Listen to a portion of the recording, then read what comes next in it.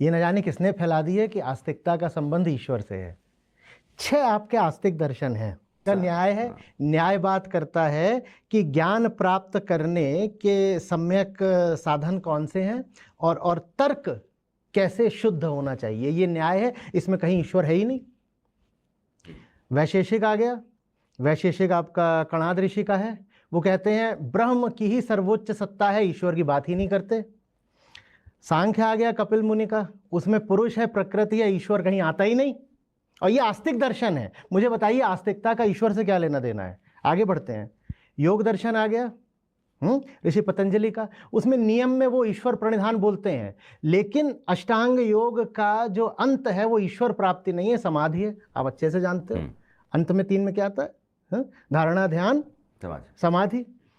उसके बाद आपका आ गया जैमिनी ऋषि का मीमांसा सूत्र, मीमांसा दर्शन, पूर्व मीमांसा। और पूर्व मीमांसा कहती है कि वेदों को सर्वोच्च मानो और जो रिचुअल्स हैं, कर्मकांड है, वो करते चलो, वहां भी ईश्वर की कोई अवधारणा नहीं है।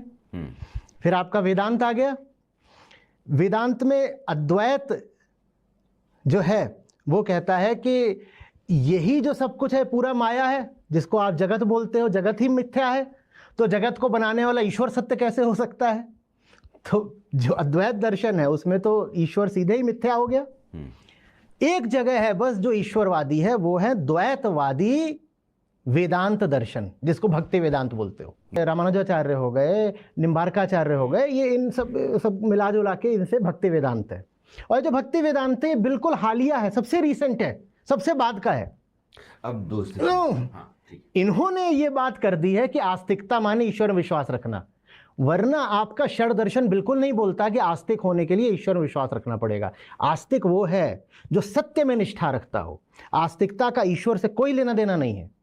आप बिल्कुल ईश्वर को मत मानिए तो भी आप आस्तिक हैं, बल्कि जो अपनी कल्पनाओं को बहुत मानता है वो नास्तिक है। ईश्वर के नाम पे अगर कोई अपनी कल्पनाओं का गुब्बारा फुला रहा है तो वो घोर नास्तिक है। जो सत्य में निष्ठा रखे वो आस्तिक है। और ये मैं नहीं बोल रहा हूं, ये सब हमारे प्राचीन ऋषि मुनि बोल गए हैं। इसी पे हमारा पूरा आस्तिक दर्शन आधारित है, षड दर्शन आधारित है।